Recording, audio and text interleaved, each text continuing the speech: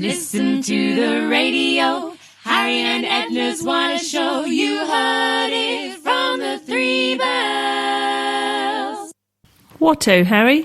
And what-o, Edna, and welcome. You're listening to Harry and Edna on the wireless as we bob along the Solent while facing dear old England. What-ho? Glad Rag Doll. That's so hard for me to say. You did very well that there. Is, well done. And that's the Golden Gate Orchestra. A place you have seen. Have you not seen Golden Gate? I have seen in the flesh. It was amazing. Did you? Because when I went many, many years ago, it was all smoggy. No, I managed to see it. It was one of those that you thought, well, I'm a bit of a Philistine like that. I look at it and think, right, seen that. I thought it's not like the dear old Humber Bridge. No. The Humber. That's a classic bridge. Because you go under it, don't you, first, before you come back over it. So it's a one-way thing. I don't know, see, because when I was backpacking around states, and this is going back the last millennium, which was a bit worrying, and I came from the north, because I think it's north of the city, if I remember, and then we went into San Fran, and therefore then I left there and went down to, made my way down to Los Angeles, so I never went back over it again. Oh, well, you have to go out the city, so you go underneath it, and then, you sort of go round, because it's on little islands, isn't it? There's a little island, I can't remember what the little island's called. I don't know, I was in a bus. Oh, and then you come back over the bridge. I mean, it was incredible. It was great to have done it. Yes. But we've done it. Yes. Now, if they'd done it in Art Deco, you'd have been happy. I would have been in awe of it. But it was like Hoover Dam. I just looked at it and thought, well, that's just a bunch of concrete. That's classic golden era. I know, but I just couldn't get the thing. I couldn't get it. I could get it because it was awesome. But then I thought, well, yeah, it's awesome bunch of concrete. It is. It wasn't beautiful in my eyes. See, if it was Art Deco, that would be amazing. Well, it is of that era. Yeah, but it doesn't speak to me in the same way. Can you do an Art Deco dam? Well, if they had, I'd have been more all struck by it. Yeah. So, sorry, our great friends in the States. I'm sorry. Do better next time, I guess. Yeah. Terribly sorry about that. Terribly sorry, but we are. I mean, I did like when I was in New York. Is it the Chrysler Building? No, that really is ultimate Art Deco. That is like mega there is Art some Deco. Beautiful buildings, and our love is Art Deco. 30s and 40s. And I never got to Miami. I don't know if you did, but there's supposed to be some fantastic Art Deco down there, and I never managed to get there. No, so there's some really stunning architecture, and Harry and I have been more falling in love with architecture since we bought our old house and unpicking its history. But that's a whole other story, isn't it? It is, because today's story is about Twinwood 2020, or not. No. Do you know what?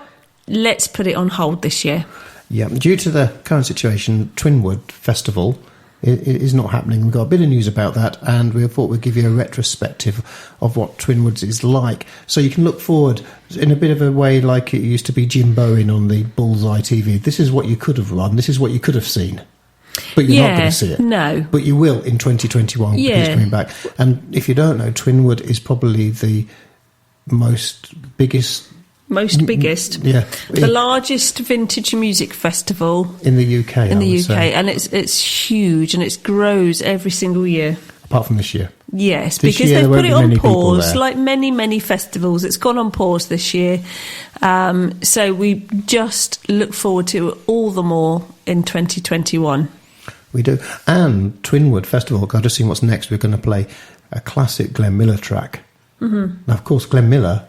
Yes. Fits in with Twinwood. Yes. Twinwood used to be an airfield, and it was the airfield that Glenn Miller flew off from to go and perform in France in 1944 and was never seen again. That was the last time his feet touched the earth. Yes, so that was the airfield that he took off from and disappeared. But it's a lovely place, but very windy, hence why they built the airfield there. It is just outside of Bedford. Bedford's finest windy airfield, but tip-top gramophone music is played there, particularly by a certain DJ. Now, who would that be? I don't know. Who could that be? And he appears with O Bearded One. Of ukulele fame. Of ukulele fame, who Mr. Tom Wilde and myself present on a stage around the corner called the Victory Stage, and we do all our beloved 1940s stuff. But in the meantime, let's do a little bit of Glenn Miller, Little Brown Jug. It is one of the Glenn Miller classics, and then we'll tell you a little bit more about what's going on with Twinwood 2020 and give us a taster for 2021. What ho? And it's a classic Glenn Miller tune, but if I'm brutally honest, I think it's the very first time ever that we've played that song, and I am surprised. Have we always steered clear of that one? I think so, because it's just so well known, and I think everyone got a little bit fed up of hearing it. And I think we did, to be honest. And we did, but it's a beautiful song, and it comes back fresh. And in fact, it takes me back because not so long ago it was VE Day. Mm-hmm. Now, I do a little bit of helping out with the local scouts.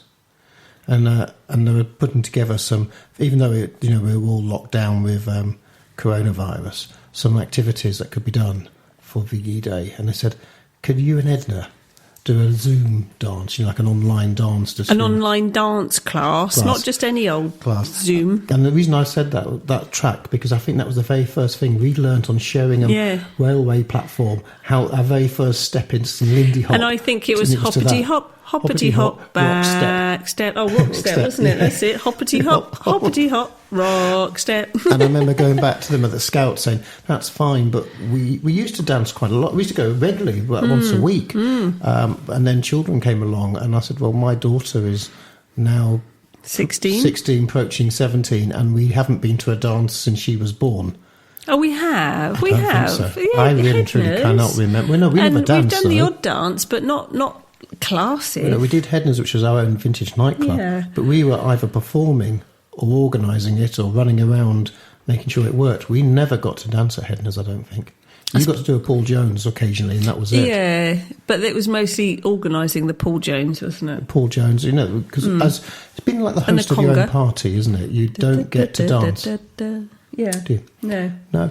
Anyway, we're supposed to be talking about Twinwoods. Come on, the Twinwood Festival 2020 in the news, and we have the official statement, which young Edna is going to read, although she has to put her glasses on. I have to just, even though I said to get yourself prepared. I was prepared. I'm ready. So, what are they telling us? Okay, are you ready? It's with great sadness we have to announce that it has become necessary to postpone Twinwood Festival for one whole year to August 2021. It has become clear to us that it will be logistically impossible to prepare for and stage Twinwood Festival 2020 during this coronavirus pandemic. The health and safety of all festival goers, artists, crew, traders, stewards, contractors and all others involved is the most important thing for us to protect right now. The new dates for the forthcoming Twinwood Festival will be Friday the 27th to Monday the 30th of August 2021, with campers allowed to arrive on earlier days depending on their camping package. We intend to keep the 2021 line-up the same as we advertised already for 2020, along with all the other attractions. For all you 2020 ticket holders, there is nothing further you need to do. All of your existing 2020 tickets, camping passes and any extras that you have bought will automatically carry forward and gain you entry to the 2021 festival. Since we have invested so much already into the forthcoming festival, we must urge everyone with 2020 tickets to please hold on to them and join us in 2021 for another incredible Twinwood. If you hold on to your tickets, we promise you that your patience will be well worth it, and it will allow us to make Twinwood 2021 as fantastic as it can be. We are a small family-run business and have been lucky enough to be able to stage the festival for nearly 20 years. We have already spent a huge amount on Twinwood 2020, more than in any other year, with many important new infrastructure developments. So far this year we have invested in the following, all of which will stand us in good stead for 2021. Brand new dance floors across the entire site, new water pipes in the campsites, extensive new underground pipework and taps giving better water pressure, an additional 200 private toilets provided for those with special camping packages, new roadways in the reception paddock, allowing for a quicker through time for all incoming caravanners and avoidance of queues. Obviously, this postponement comes as a huge disappointment for us, as well as for you. But by holding on to your tickets for 2021, you will help the festival so much, as well as helping all of our amazing suppliers, artists and vintage traders who are also being hit hard by this crisis. If, however, you want a refund instead, then we will honour that request. So just to recap, you can get your money back if you like, but if you want to come and see me, Gramophone Harry, on the Liberty stage with Bearded One, aka Mr. Tom Wilde, hang on to your tickets. Hang on, because it'll be an even bigger and better festival next year. It will. It will. And it's not just our beloved 1940s, is it? We have music from the 1920s, and we're going to be talking later to our good friend Champaign Charlie, the master of the 1920s music. And there's also a little bit of 50s, and I think it has been known for a certain person to show everybody his Northern Soul dance moves. Oh, the Northern Soul Shack is amazing. I think it's the main dancer in there that is the star. I think of it. so. I think it's young Edna showing you her Northern Soul grooves. I think is it was the main more, attraction. I think it was more Harry's doing it in big military boots. Yes, which is even harder. And shorts, because it was absolutely sweltering last year. It was. Anyway, we're going to play a little bit of James Sugarboy Crawford. This is just proving the variety of music, because we're going to temporarily leave our beloved 1940s.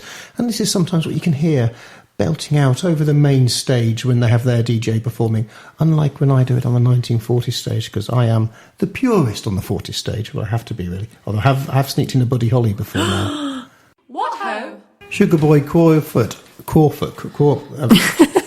Michael Crawford. Ooh, Betty. Sugarboy who? Crawford? Yes. And his other cream crackers. Okay. And that's I Don't Need You. I don't need you. I don't need you. No, I don't. Now, we've obviously heard the news about our beloved Twinwood and the fact that it is no more for this year, but it is coming back better next year. And so we thought for the rest of the show, because we thought, well, that's taken us to about 20 minutes in and we've got another 40 minutes to find something to talk about. We'll highlight some of the acts that have played there.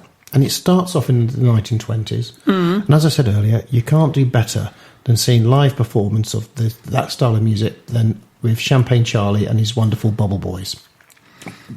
Yes. I think it's... I look for you for comment. I know, because he is a great all-round entertainer, and he's a little bit vaudeville, music hall, classy. He is the leader of the greatest conga. He's the leader of the greatest conga. He just can do tap dancing. He comes on with his great big Carmen Miranda headwear. Is a great singer and just a showman. I think just all-encompassing showman. Because he usually performs in the evening, because you have several stages during the day, outdoor stages, and then in the evening there's various themed nightclubs, and in the biggest club, which I think they call the Colonial Club. Oh, Colonial, sorry. Yeah. Is Champaign Charlie, and that's always a great way to start. We tend to do Champaign Charlie at the beginning of the festival, and then maybe as the small hours roll on, end up giving it our 1960s style Northern Soul dancing. In the Soul Shack. Yes. Da, da, da, da. Don't worry, dear listener, we're not going to find out. We're not going to be playing any soul, Northern Soul, any 1960s music, but we are going to be having a little word with Champaign Charlie. So you can hear the wonderful chap himself, and then we'll follow it with a Champaign Charlie track. But also, it's worth noting his keyboard player or piano player is the amazing Tom Carradine. Yeah, so you get the full package. You so do two get the full great package. Musicians. It is. Well, and he has the rest of the Bubble Boys, and they are all bubbly. Yes, and they're all great musicians, and it's just a really, really entertaining evening out with them, and you just feel totally entertained, and he gets you up on the dance floor. Not that Harry and I went up on the dance floor. Well, at the time, I had our youngest fast asleep in my arms. Yes. And I couldn't move. And I think we were all a bit sunburnt and tired. It was very hot last year. It was incredibly hot. It was. Now, we're going to play a bit of Chick Webb, and I've got a pebble in my shoe, and then we'll go straight over to Champaign Charlie when Edna will have a chat. What ho? so lovely to welcome to the show Champaign Charlie. Thank you very much. It's lovely to be here. And you're not alone, are you? Because you do have some bubble boys. What is champagne? Well, champagne is my favourite drink, of course. Champaign Charlie and the Bubbly Boys is a 1920s and 30s small swing outfit that I put together about 8 or 9 years ago now.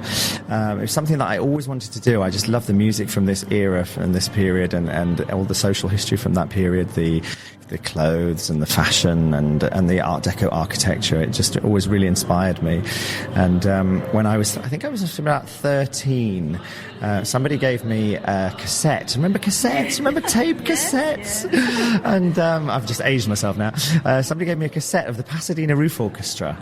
And I just fell in love with this music, and I just listened to this tape over and over and over again. I wore it out, I think. And so it's kind of inspired from that, really. And I always wanted to put something together like that. Obviously not as big as the Pasadena Roof Orchestra, there are only 5 of us, but I'm thrilled to say that after all these years that we're going to be performing at the Twinwood Festival in August on the same bill with the band that inspired me. Wow. The Pasadena Roof Orchestra are going to be there as well, so yeah, I'm very, very excited about that. So when you meet the Pasadena Roof Orchestra, will you be shy and retiring, or are you kind of going to say, guys, this is why I'm here? I'm going to say it's all your fault. Yes.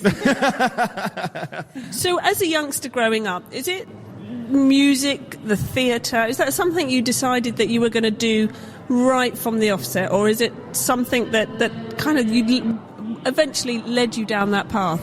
No, it was always right from being a very small child that I was going to be theatre, I was going to do acting, I was going to go into this world of entertainment. It was always going to be like that. I think I started off joining the local amateur group, as you do, when I was about 14, and I did all the school productions of Gilbert and Sullivan and all that kind of stuff, and then decided to go on to drama school, and had a great time in theatre, touring. I've toured all around the world in different things, and all around this country. And it's nice to be back here in York, actually. I did a panto here in York a few years ago, so it's nice to be here again. And what were you in your pantomime? We did Dick Whittington, and I was one of the sailors. So is it theatre as opposed to music is your passion, or are you fortunate enough to be able to fuse the two together? Yeah, I can fuse the two together. Since in the last few years, I've moved into the cabaret world, which is another strand of the theatre and entertainment. Mainly because you can do your own stuff, you can create your own work, and it's great to be creative and inventive. And the cabaret world is a huge scene in London at the moment. There's a lot going on with the burlesque and cabaret scene. So I've moved into that, and I do a lot of hosting of cabaret shows down in London and across the country as well, along with playing with the band. So there's sort of 2 sides to Champaign Charlie. There's the 1920s, the band leader and that sort of thing, and then there's a slightly sort of naughtier, slightly louche Champaign Charlie who dresses in feathers and sequins and not very much, and is a little bit cheeky and naughty with the audience. So yeah, there are sort of 2 sides to him. What ho? He's lovely, Champaign Charlie. He's the highlight of the festival for us. Yeah, he really is. Well. And that's partially because we get to camp near him, and he is the master of making hot chocolate and keeping you warm at night. Well, it's not me, it's more you and your chums who go for hot chocolates and come back reeling. Well, yeah, that's because you're too busy getting showered at midnight. I know. Do you know, it was so hot. Last year, this is last year, that never have I experienced this before, where you're so hot that you get a shower at midnight camping, and it's just a relief to cool down. It is. Now, I just remembered. Sorry, I just jumped into my little vacant brain. Yeah. That was recorded with Champaign Charlie a little while ago, so we suspect what he was talking about performing with the Piccadilly Dance Orchestra in August. Probably, well, check his website. I suspect it will be happening. Yeah, I suspect it's all on pause, like many things. And all these interviews that you're going to hear, we've got a few of them, they were all recorded pre-social distancing and lockdown. Yeah. So that's how it was done. Just in case you were wondering and thinking we were breaking all sorts of rules and stuff. We're not. We are being good and law-abiding citizens, aren't we not? We are indeed. We are. Now, it's not just music, is it, at the Twinwood Festival? No. There is more going on. Yeah. You can have your hair done. I know, and it's lovely to you can literally at the festival, can't you, turn up and want to get into the scene and buy everything from shoes, clothing, makeup, get your hair done. You can turn up with nothing and come away with everything, every single facet you need to join in with the dancing and looking the part, buying any memorabilia or props or things to go in your house. It really is everything, isn't there, associated with the scene. And there is history too. One thing we haven't done, we were talking about many years, well, about a year ago, we think we've been to every Twinwood they've ever done. Yeah. And I think it's only at the beginning did we ever go into, because it was a former airfield, it's now mainly, it is just a festival, and where the one way was is now farmland. But there is still the air traffic control tower, and that's now the Glenn Miller Museum, so you get your history there. There's aircraft recovery, and there's also living history groups there. Yes, and they do it absolutely brilliantly, don't they? It's the attention to detail is incredible. It is grand, and so much so you caught up with a group of them at the previous Twinwood, and we're going to play that where you chat to find out about the living history. But first, we are venturing a little bit out of our comfort zone. But one of our other favourite artists is a chap called Ben Walters. If you love boogie woogie, this is the man to see. Oh, he is a fantastic artist. And he's one of the few artists I've known, because I worked with him at the music theatre I used to work at. And he blew me away with his repertoire that he could rattle off without music. Yeah, people, because you took me to see one of them, and he would just yell out to the crowd, what songs do you want to hear? And it didn't matter what song there was, he seemed to know them all. I know, but then, to be fair, he did kind of play a few bars and then go, I can't remember that one. Well, that only happened once. It did, but you thought, bless him, you know, what an amazing repertoire. So we're going to play a bit of Rooming House Boogie by Ben Walters, and then we're going to catch up with you, finding out all about the living history that goes on at the Twinwood Festival. What ho? We're here with Matthew Palmer from Summer of 44, outside Hut 44 here at the Twinwood Festival. Can you tell me what is Summer of 44 and what you're portraying? Summer of 44 is a living history group that reenacts things from the Second World War. We also do slightly earlier, but originally it was set up mainly about the Summer of 44. Bomber Command and other RAF things of the late war era, and also a lot of airborne things that also happened in 1944, the D-Day landings. So is that really why Summer of 44, why that was special, because you're preparing for D-Day? Well, it was chosen as Summer of 44 as far as I'm aware, down to the fact that Summer of 44 was seen maybe as the beginning of the end of the Second World War. It's when things were definitely going in our favour, and the light at the end of the tunnel was within reach, really. So what is it you're portraying for us here today? What is inside Hut 44? Well, the interior of Hut 44 is laid out as a WAF accommodation. WAF is Women's Auxiliary Air Force. They were the female force within the Royal Air Force in the Second World War. And what was their role within, sort of, I know it's a support role, but in what way did they support the RAF? Well, their role was to free up men for other active things which were dangerous, basically. So, i.e. flying the planes, refuelling the planes, looking after the weapons and the arsenal for the RAF. That was all needed. Men were needed for that. So women could do mechanical work, work in offices and admin, dispatch riders, relaying messages, plotting on map tables, any job really that was able to free a fighting man up. So can you describe for our listeners what is actually inside the hut? I know the WAFs are in there, but what element of the WAFs are you portraying?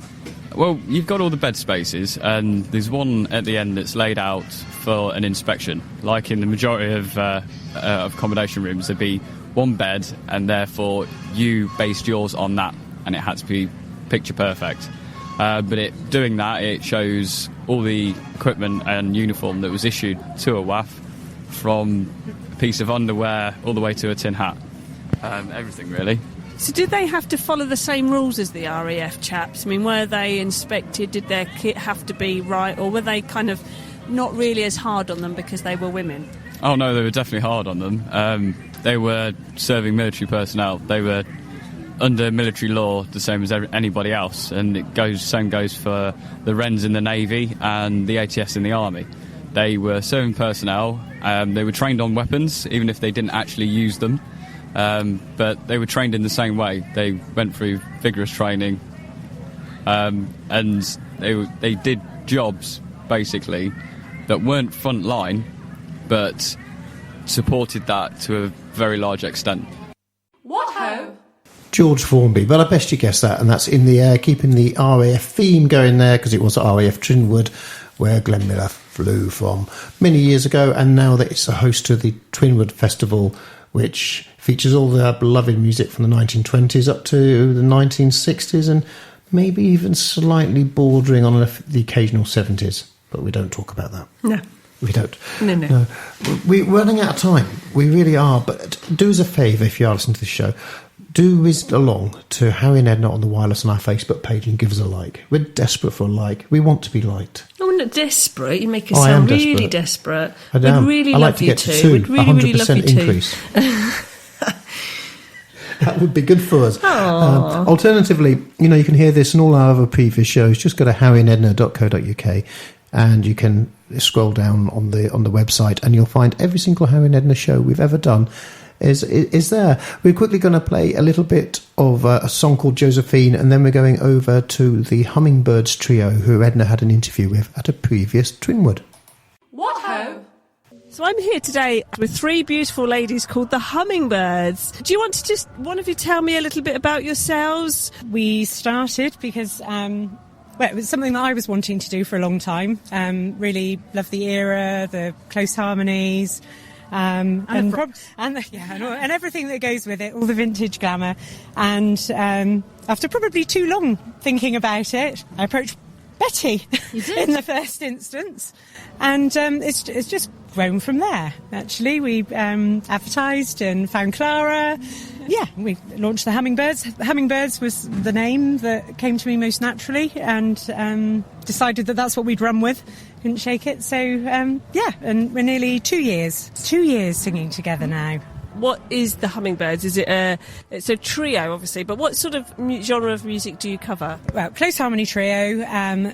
The original bias was 1940s, sort of vintage swing, Andrews Sisters, Cordettes, that type of thing. Then we've built in some modern vintage, more along the lines of postmodern jukebox. So we've got that bit of a twist. So 40s, 50s, and we've now also introduced 1920s, 30s Gatsby set as well. So we cover those 4 decades. Those are our dominant flavour. Yeah.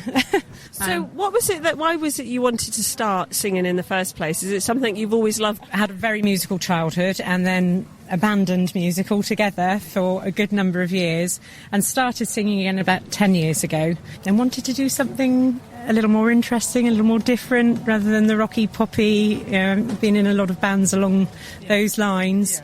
And wanted this is, so made it happen. What ho? That's it.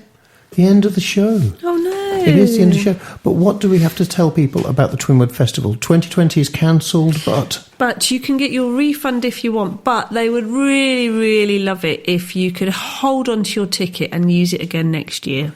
That's it, because you don't have to do anything. All the great acts in there, including the wonderful Harry from Harry and Edna on the Wireless. Well, I think that's every good reason for holding onto your ticket, isn't it? It is, to see me on the Liberty stage with the bearded one. And there's also lots of other great, fantastic acts, but hey, I'm there. But seriously, come and see us all on 2020. We will be there ready to... 2021. 2021. I will be there in spirit. 2021. I'll be there in spirit 2020, but you can see me in reality in 2021. There you go. That's right. But otherwise, and there's also a few other acts, like some big name headliners, but we don't talk about them. No. Because what's important is the Liberty stage. The Liberty stage, that's right. So we're going to play out with a bit of Joe Jackson and Jumping Jive. Just time for me to say toodle pip. And a tinkety tonk from me.